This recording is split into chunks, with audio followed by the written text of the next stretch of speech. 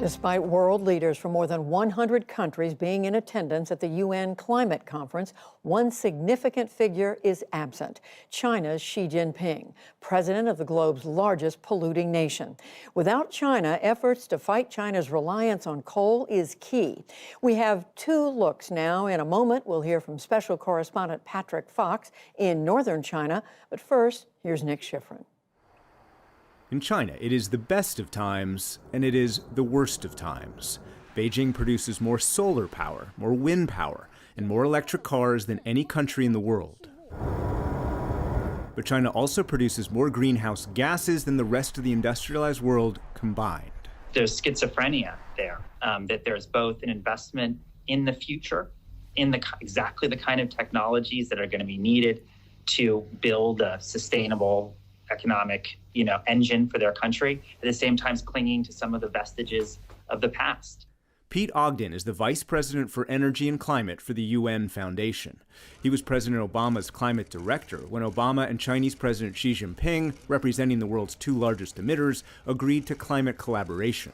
That produced the 2015 Paris Climate Accords pledge to reduce emissions enough to limit global warming to 2 degrees Celsius.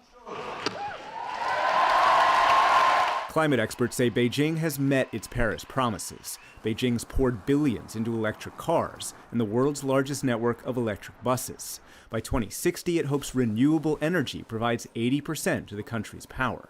Beijing wanted to clean up notorious air pollution, but that wasn't the only motivation. I think clean energy is not just about the environment. Clean energy is an economic strategy for the country, and we really see the government prioritizing clean energy industries as strategic to China's economy, to its overall economic transition.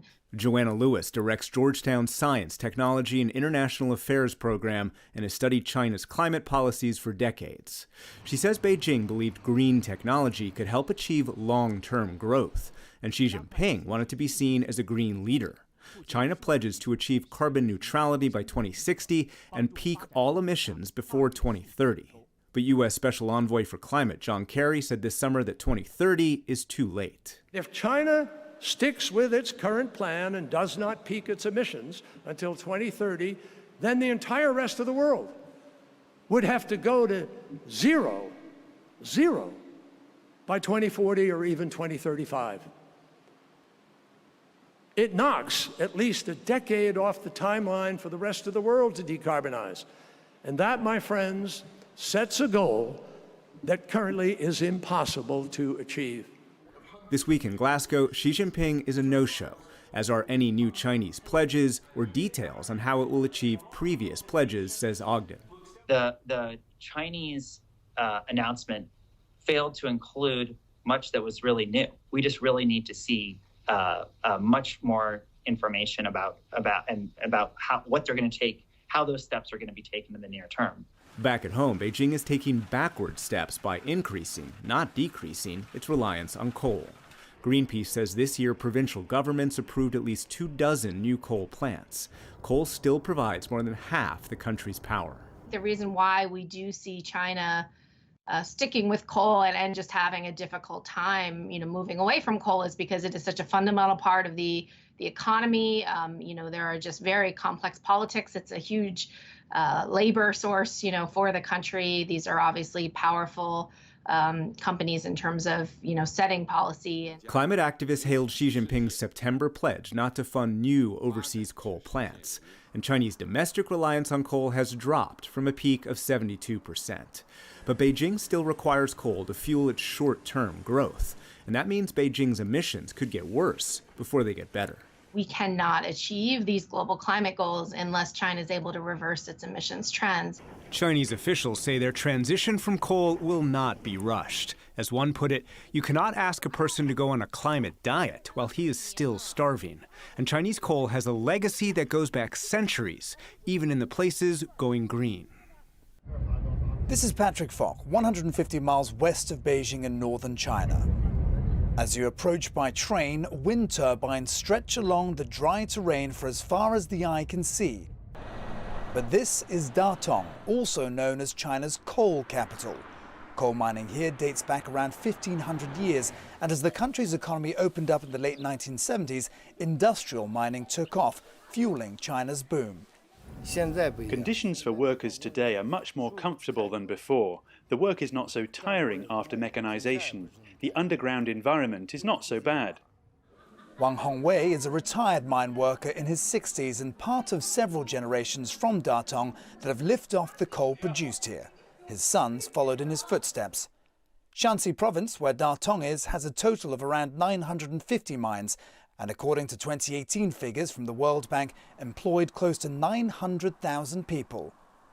As part of efforts to tackle climate change, China has taken offline some of its dirtiest coal-powered plants and sent workers to newer renewable energy efforts. The mountains and fields are covered with solar power. It will definitely be better in the near future than it is now.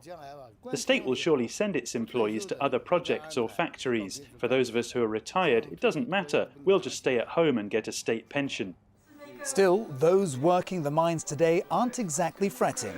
As China struggles to shake off its coal addiction, there's no sign of the jobs drying up just yet. All over Datong, you can see China's massive efforts to switch to renewable energy. There are solar farms and wind turbines dotted all over the landscape here, and yet at the same time, it's furiously ramping up coal production. In 2020 alone, the country brought 38.4 gigawatts of new coal-fired capacity into operation. That's more than 3 times the amount built in the rest of the world over the same period, and enough to power about a fifth of the whole country. Environmentalists like Li Shuo, who's a carbon emissions and energy specialist for Greenpeace, say China's insatiable demand for non-renewable energy will make it difficult for it to meet its goal of net zero emissions by 2060. If you really end up peaking, let's say in 2030, the curve in between 2030 and 2060 is very steep, to the extent that many people would just think this is science fiction. Last month, authorities also called on mines to boost coal production by nearly 100 million tons as it battles a power crunch that's threatened to derail China's recovery from the coronavirus pandemic. President Xi Jinping pledged earlier this year that coal consumption would peak by 2025, but drastic reliance on the fuel source to meet energy demands has raised questions over whether he can stick to that promise. What will happen after the peak is as important as when the peak will happen. Are we going to see a long plateau? And if so, that's probably not great news for climate change.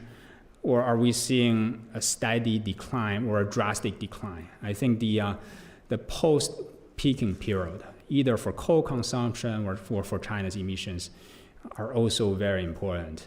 There hasn't been a lot of discussion on that front. And for the people of Datong, there's another discussion to be had about their livelihoods when the coal industry does one day crumble. For now, that day is nowhere near as China's coal reliance continues. For the PBS NewsHour, I'm Patrick Falk in Datong. And I'm Nick Schifrin in Washington.